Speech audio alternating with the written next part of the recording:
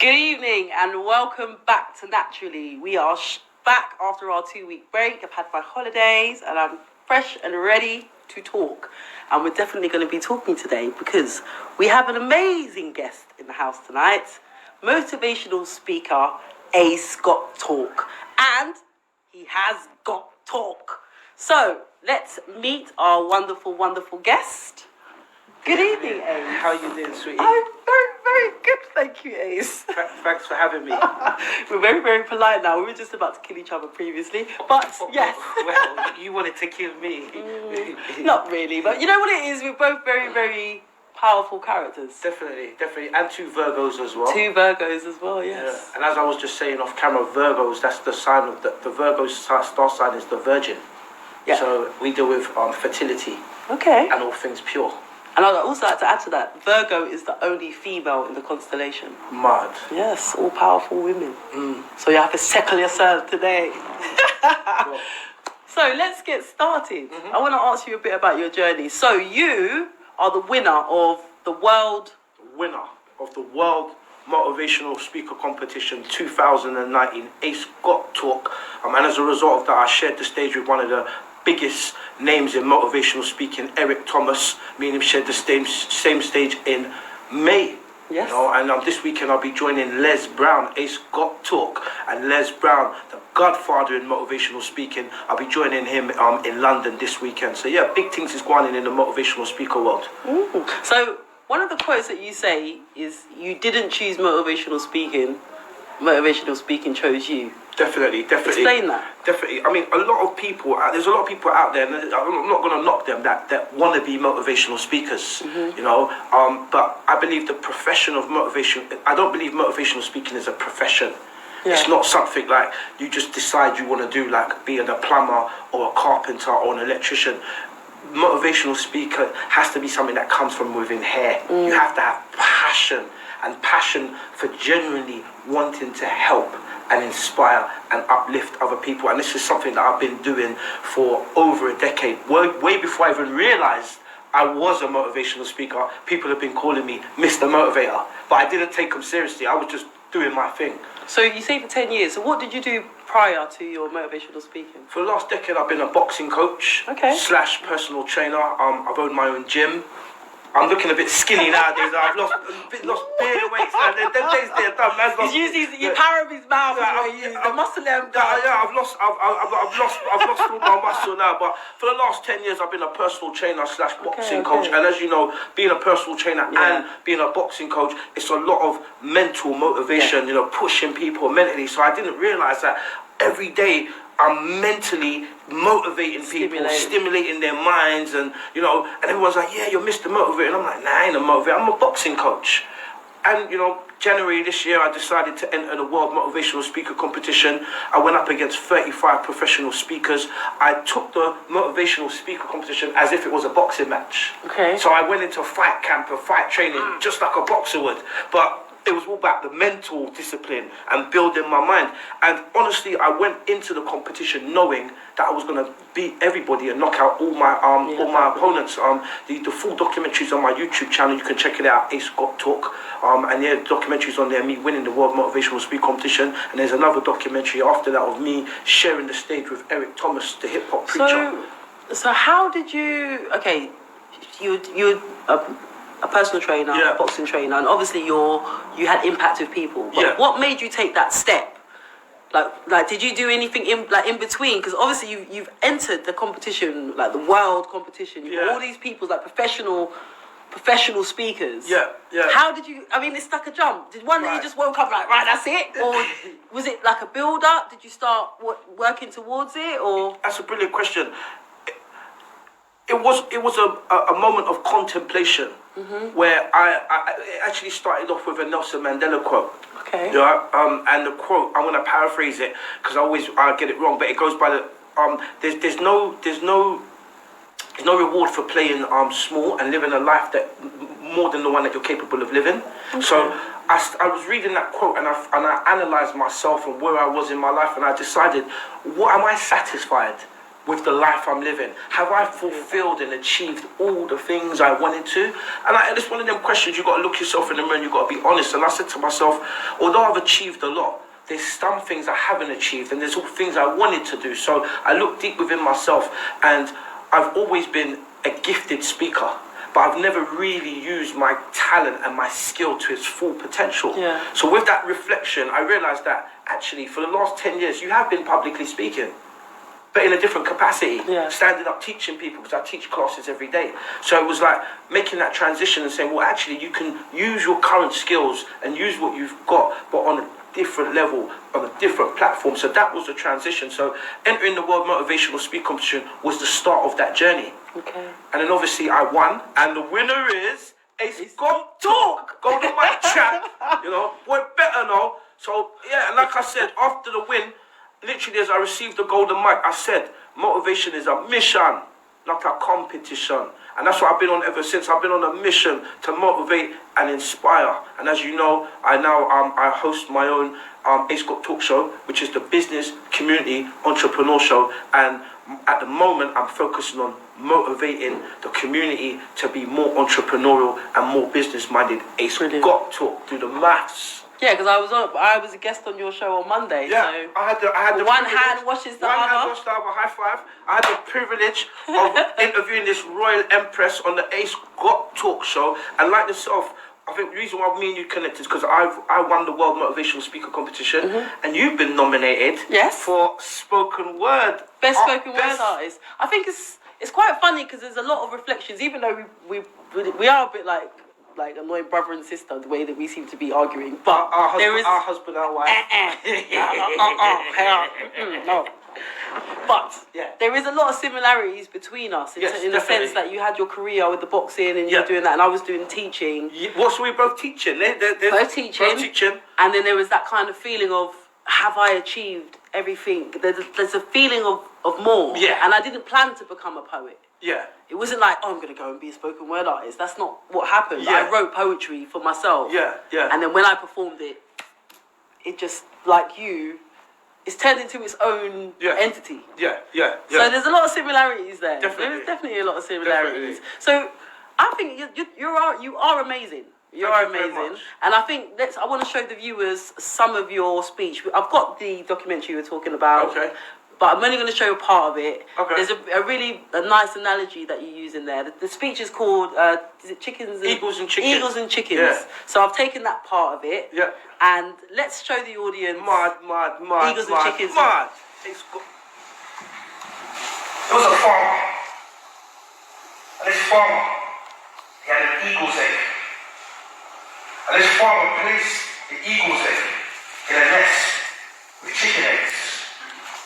This eagle hatched amongst chickens.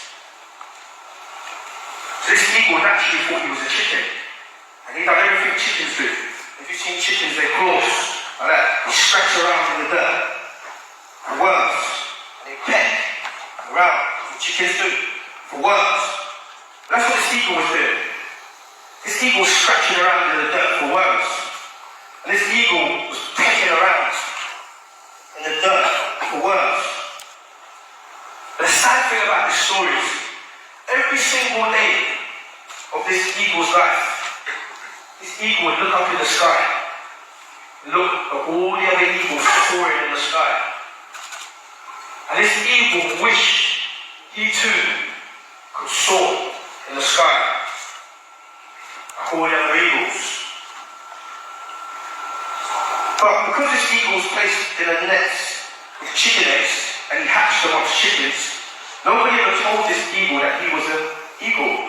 He thought he was a chicken.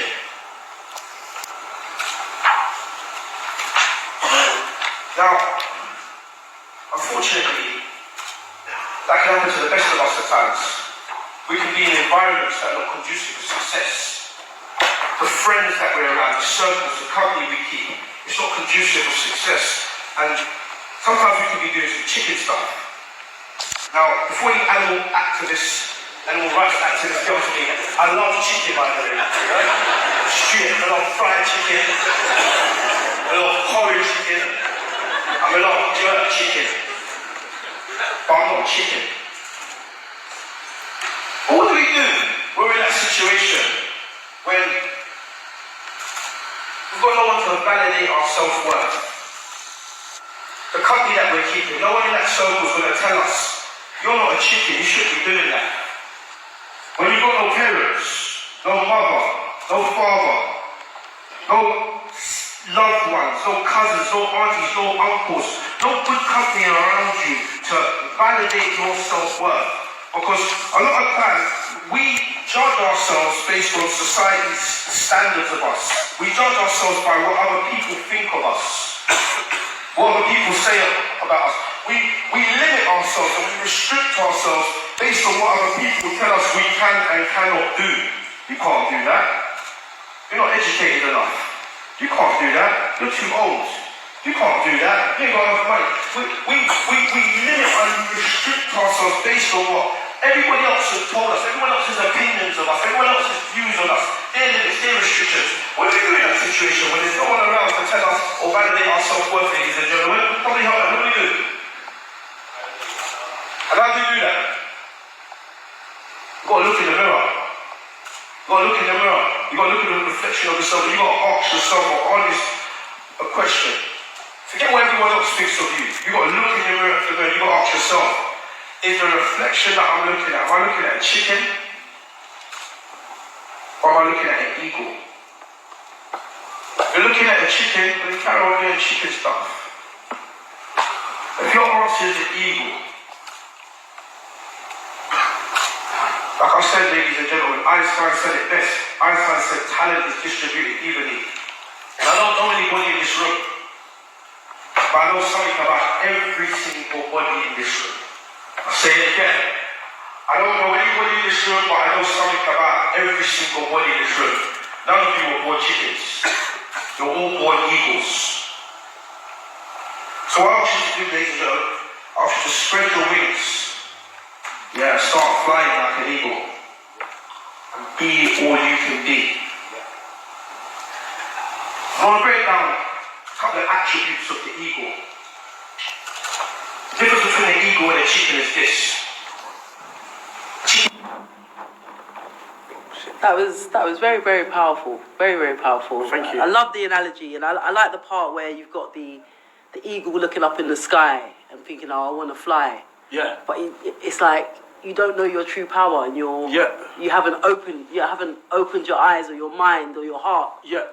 To the powers that you have. Yeah. And it's about self-belief. Definitely. So that's brilliant. Very, very powerful. That eagle and chicken story is packed with analogies. Packed. The material's written myself, and I wrote it in a way that everybody that's listening to it can take something from it. Yeah. It doesn't matter who you are or where you are in your life. You can relate in some way, whether it be validation, because you know what it's like.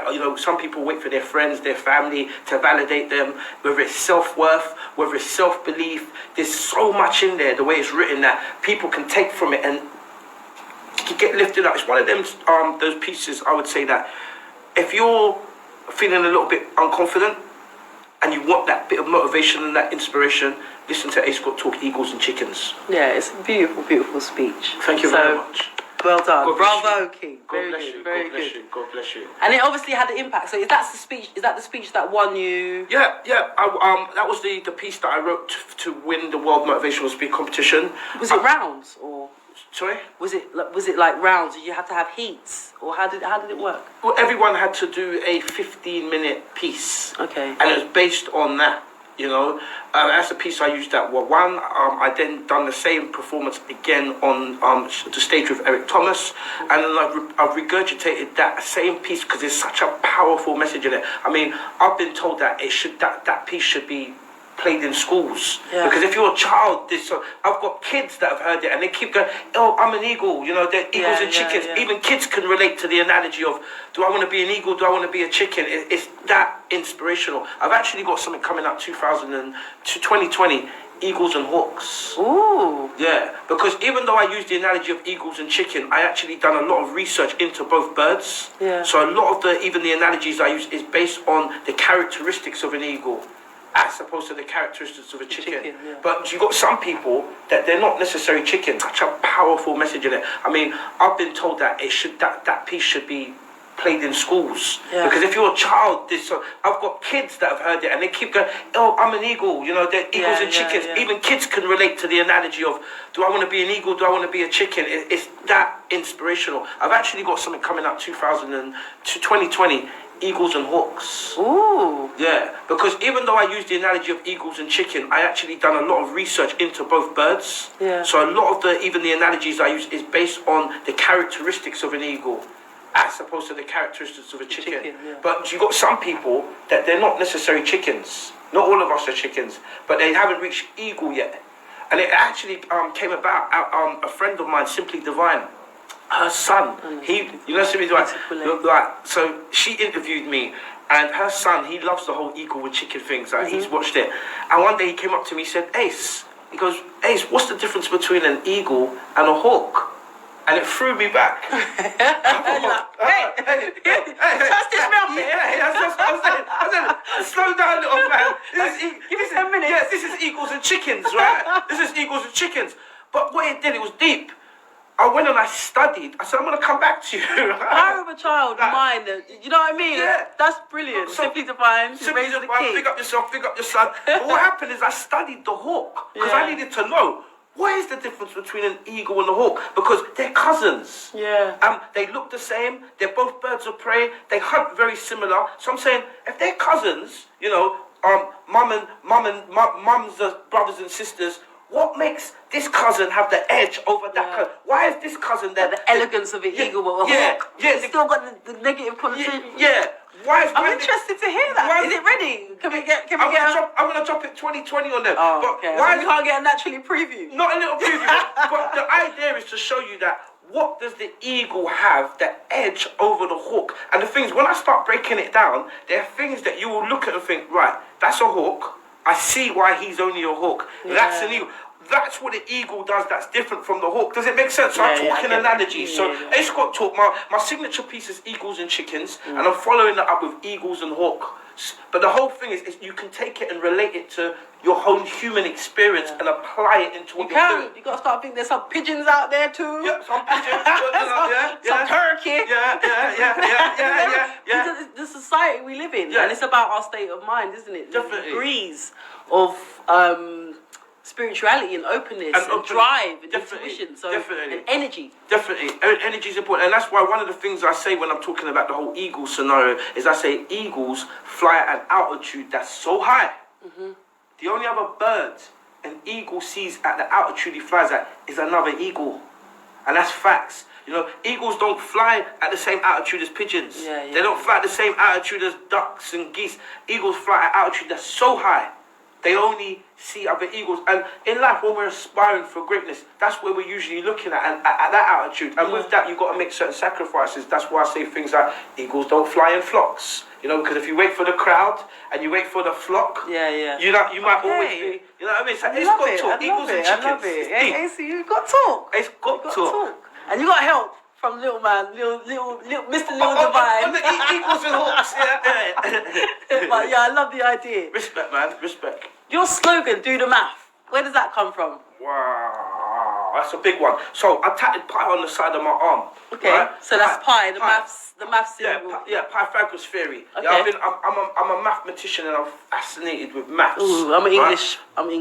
Now I'm gonna hit them with the knowledge. If you control the diameter of a man's knowledge, you control the circumference of his thinking. I'll slow it down. Ooh, nice. If you control the diameter of a man's knowledge, you control the circumference of his thinking. And then I hit it up, do the maths. So in school, I don't know if you remember, but they used to give us a little pencil, a little compass, with the point. You put the little point in and you draw the circle, right? Yeah, and you can only go. Right, and then you get the ruler, and then you measure from the center of the circle the diameter. And then you measure the diameter, and then you use the formula pi to work out the circumference. So did you get it? Yeah. Diameter, circumference. Yeah, because it's like how far they think. If you can control how far they think, right, you're gonna have right. You're gonna have control the limits of his mind. Yeah. But right. if you let somebody their thinking is infinite. Yeah, that's right. Can't stop them. That's right. So do the maths. I bought the intellectual. I own the intellectual property rights to do the maths here.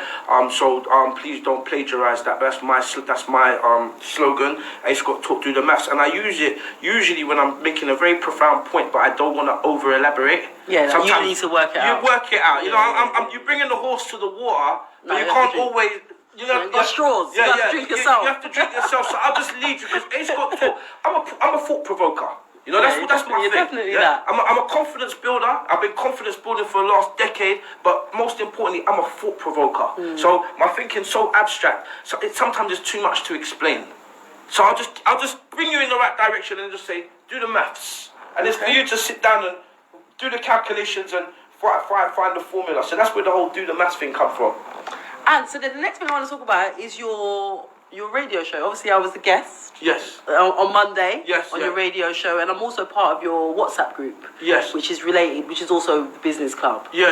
And I love what I see within your group. I love what I see within your group. I'm in a few WhatsApp groups, and sometimes it's very hard to actually engage with the group. But I find your group, you do. I feel very welcomed within the group, and everybody kind of gels together, and you're helping to push. Everyone's helping to push each other. The brands. It's a lovely, lovely feeling within the group, and I really do enjoy it. Thank you so much. And you made a very interesting point there. Starting off with the radio show, then we'll talk about the WhatsApp group. The radio show it's a concept, and the concept, without giving away my buckle plan, too much, the concept is about encouraging the community to do more business amongst each other, because especially within our community, we don't do enough business with each other. There's a lot of distrust there. This is the truth. So I started up a radio show 3 hours every Monday, Ace Got Talk Business Club, and I bring on young, professional entrepreneurs, people in the community leaders, anyone that's doing anything positive in the community, so with the community aspect, it might be people that are doing charitable works, people that are feeding the homeless. Be like Naturally, be like yourself. And then with the business entrepreneurial side, encouraging business and entrepreneurship by highlighting some of the businesses that you guys probably ain't even aware of exist, but there's so many talented individuals in our community doing amazing things within the business world. I wanted to highlight that, and we've extended that into a business club networking group, and like you said, you're part of that group, and like many other groups, you're just like a lost sheep, your number, and it's just lots of so many information, like filling up my storage. But with our group, I've educated the members on how to effectively network so they can get the best out of each other, because the thing about it is they say everybody knows at least 1,000 people.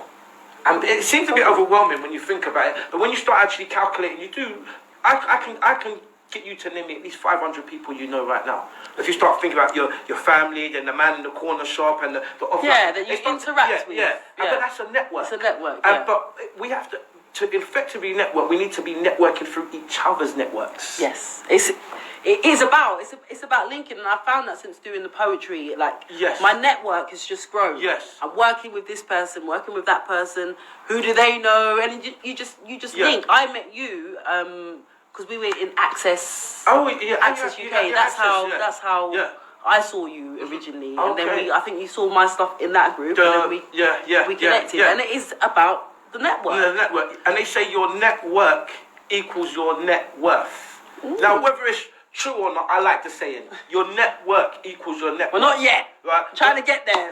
My network's getting fat, but my pockets aren't quite there yet. But I'm getting there. Yeah. But it's like when they say it's not sometimes what you know, it's who you know. Yeah. Networking is very important. I think that is something that is overlooked. The power of networking, and as I keep banging on about, I was part of the biggest networking group globally for many years, and this group has got hundreds of thousands of members. It's a very successful networking organization. They have chapters even in London. There's hundreds of chapters, and everything is monitored. So even the business that's passed between its members is monitored, so we can see how what's the monetary value of being part of this network. And the chapter I was part of, I was the secretary treasurer. So I sat there and counted the money. I did the maths. I was the secretary treasurer, so I did the maths. and we passed £3.2 million worth of business amongst our members. Wow, that's so amazing. It just goes to show the power of networking. So going back to the whole A. Scott Talk Business Community Entrepreneur Show, and going back to A. Scott Talk winning the World Motivational Speaker Competition, I won the World Motivational Speaker Competition, but I wanted to use that win and use my skills as a motivator to encourage people to do more and be more than the sum of their current circumstances. So the business world is where I'm at. And I think it's brilliant. I thought there's a really nice story that you spoke about. I think it was yesterday. Was it this morning or yesterday morning? The testimony. Basically, somebody was using their WhatsApp status, and they were advertising everybody's different brand. And then there's the other nice story with the two drink manufacturers that have come together, and now they're helping each other to advertise. They're the kind of stories. It's like. Yesterday on the show, I did part of a poem. I'm actually going to perform that poem today. Where I was talking about business. The business poem. And I'll perform it in a bit. So I'm not going to talk about it too much. We're going to run that. But it is about putting our community together and helping each other to climb. Investing in our siblings. Because I'm going to paraphrase you, but there's one point, there's a line you said in that poem, because I went home and I played it over and over again, and it sweet me, and I was upset you didn't get to finish, but it's only because the adverts. But wait, don't worry, we will. But there's a line where you talked about one standing alone. Yeah, go on. Like a thread can be broke. But go on. But 1,000 threads. We call this a rope. Man, I say that again. One standing alone. One standing alone. Like a thread can be broke. But 1,000 threads, we call this a rope. One shouting in mayhem disappears like a match's smoke.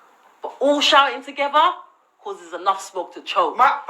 So it's about networking. Stand together. Collectively. If we're on our own, if it's one person standing there saying, they can get ran down, they can get broken. But if we stand together as a community and support and solidify each other, we can't be broken. A rope, we can climb, we can tie, we can do whatever.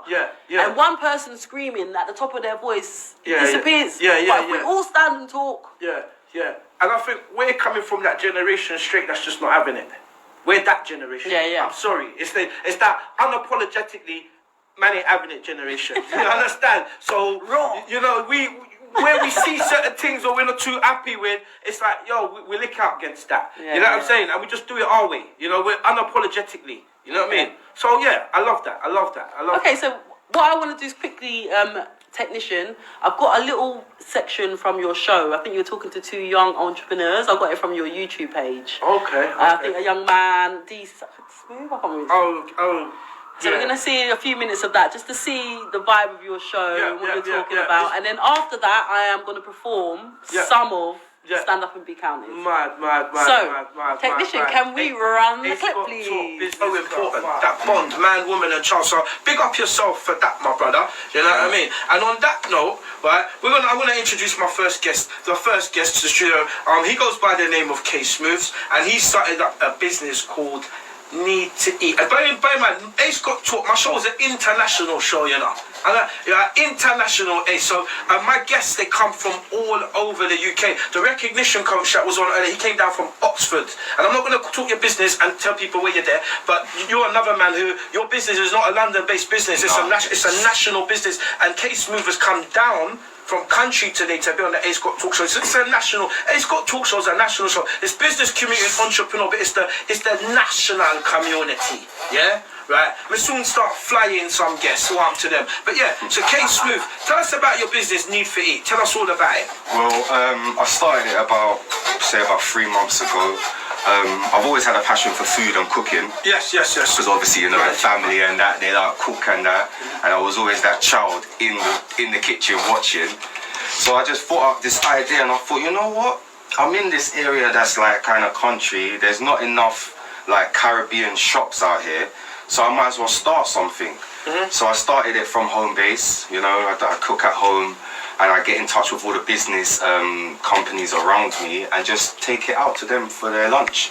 And then later on, like later on in the evenings, people call me up now for meals. You know what I mean? And then now it's just growing even more now, where everyone's talking about my wings, talking about my burrito wraps. Like, I'm just growing right now. And I'm just happy that it's just growing and people's actually recognizing what I'm doing. Brilliant. Now, what I admire is I think that anybody that has the bravery to have a concept, an idea of a business that they want to do, and then actually take the steps to go out there and put themselves out there and say, this is what I'm doing. I admire that, I champion that, and that's what this show's about. Did I hear you correctly? Did you say you started this business 3 months ago? Yeah. Wow. Yeah. Amazing. Amazing. And just tell us, what does the business look like at the moment? It's booming. It's actually booming right now because the promotion that I've done for it, I've gone to all the business centres. I've got posters around, like people call